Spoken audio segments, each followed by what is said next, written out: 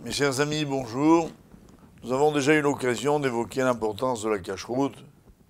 Je voudrais revenir sur l'alimentation, mais non pas son aspect consommation, mais état d'esprit. Je veux parler en d'autres termes de l'importance de la table.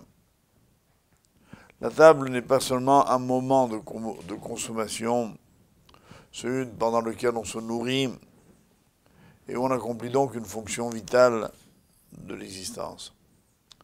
Pour la Torah, la table est un moment d'abord d'échange.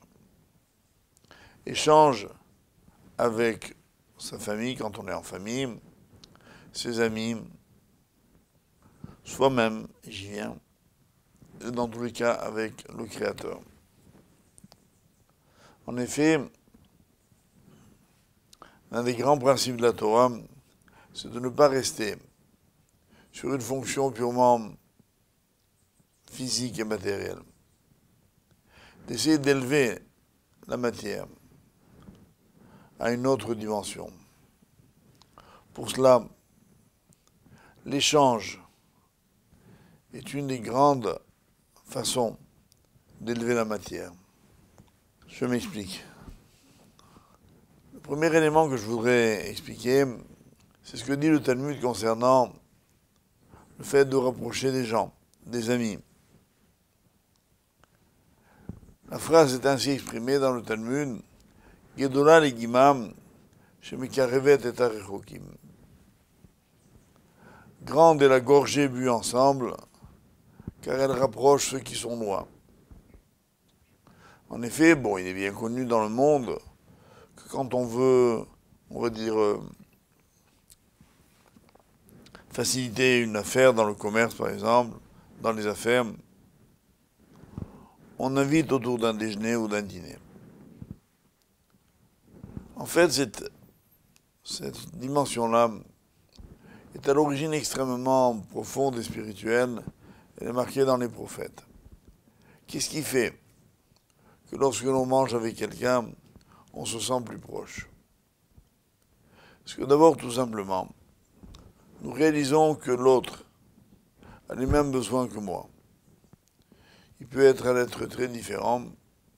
Voilà que d'un coup, nous partageons une même expérience basique, l'aliment.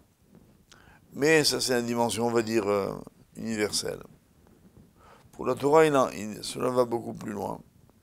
Ça veut dire que quand quelqu'un boit ou mange, je ne parle pas de s'enivrer bien évidemment, il est automatiquement bien disposé. L'alimentaire est une raison de jouir de ce monde. Quelqu'un qui a éprouvé une satisfaction matérielle peut y rester si on ne sollicite rien d'autre de lui, ou bien peut maintenant être disponible mentalement pour parler d'autre chose. Et c'est ainsi que les sages d'Israël ont conseillé que dans ces moments-là, on en profite pour de véritables échanges plus profonds.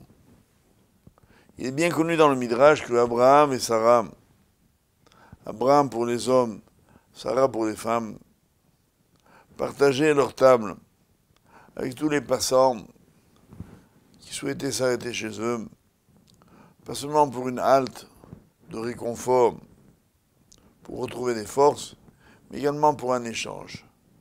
Abraham leur parlait alors du Créateur, ce que personne dans le monde ne connaissait, n'avait entendu parler. Il n'y avait pas un seul croyant dans l'humanité. Abraham était le seul croyant.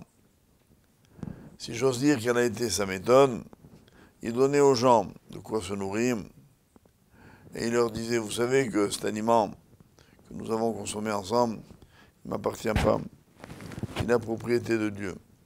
C'est lui qui me l'a donné. Nous allons le remercier ensemble. Et c'est ainsi que s'engager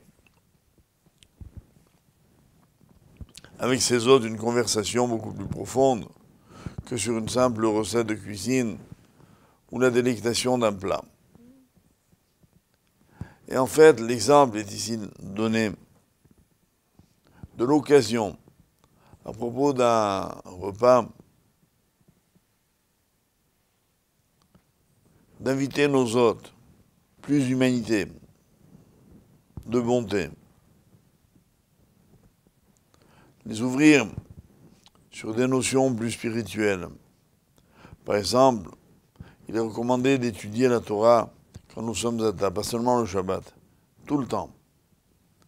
Car l'étude de la Torah, comme la prière, sont les meilleurs moyens de donner à la table une nouvelle dimension. Bien évidemment, dès avant le repas, pour les premières bénédictions de Netilat Yadayim et de Motzi par exemple, sur les mains qu'on se lave avant de manger, sur le pain que l'on bénit, il y a le Birkat Hamazon à la fin du repas, qui est finalement quoi? Un hommage au Tout-Puissant. L'occasion de lui dire merci. L'occasion de prier pour tous ceux qui ont faim. L'occasion de remercier au-delà de l'aliment de tous les bienfaits dont il nous gratifie et lui confier également à toutes les espérances qui sont les nôtres. C'est donc à ce titre-là une très grande mitzvah. Et je veux donc que l'on comprenne bien ici quel est l'esprit de la table. Maintenant, ayant parlé des parents et des enfants, donc, je voudrais donner à tous les parents le conseil suivant. Pour attacher vos enfants à vous, pour qu'ils ne quittent pas la maison. Il ne suffit pas seulement de leur donner des bonnes choses à manger. C'est vrai que les enfants, toute leur vie, restent marqués par les plats qui sont consommés chez leurs parents, surtout leur mère.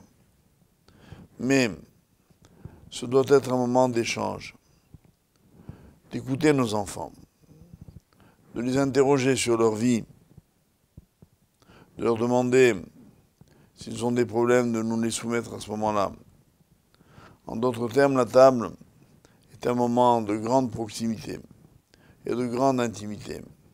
Et dès lors que on met en pratique cette dimension, d'un seul coup, l'aliment n'est plus une simple nécessité. On voit bien que, une fois de plus, en opposition avec les pratiques contemporaines, on ne parle que de fast-food. Il faut manger à toute allure, sur le pouce.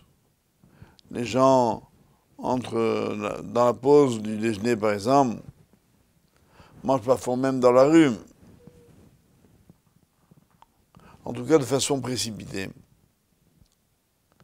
L'excuse officielle, c'est qu'on n'a pas le temps. Je veux bien qu'il s'agisse souvent d'une simple organisation. Et le soir, quand on rentre chez soi, il y a d'autres problèmes. Le problème qui se résume en un mot, la télévision. Elle est là, plantée généralement dans la salle à manger, devant tous les convives, qui ne pensent même plus à se regarder, et surtout pas à s'écouter. Elle est là omniprésente, c'est elle qui occupe le rôle principal. C'est elle qui est pour tous les convives le sujet de conversation. Je dirais presque qu'elle est notre invitée obligée. Et bien évidemment, vous voyez bien dans mes propos d'aujourd'hui combien je m'oppose à cette intrusion. Même s'il peut y avoir parfois des choses fort intéressantes à regarder à la télévision. Mais je crois que là n'est pas notre propos. On a beau prétendre vouloir maîtriser la télévision, c'est elle qui nous possède. La petite télécommande, elle ne commande pas la télévision, c'est elle qui nous commande. Devenons préprogrammés. On considère qu'il est quasiment impossible de vivre sans. beaucoup de membres de notre communauté ont du mal à s'en passer, y compris le Shabbat, ce qui est bien triste.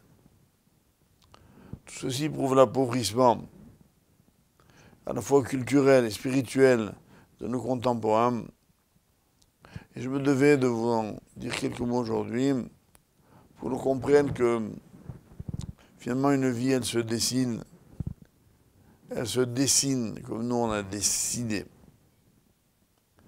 Et ceci évidemment exige de la part de l'homme un investissement. Comme pour tout le reste, on est fatigué. Alors il y a la limite du temps. Quand il n'y a plus la limite du temps, il y a la limite de l'actualité, de la Coupe du Monde de football, de toutes sortes de sujets qui sont là avec leur urgence. En fait, comme je répète souvent, il y a peu de choses urgentes, il y a surtout des gens pressés.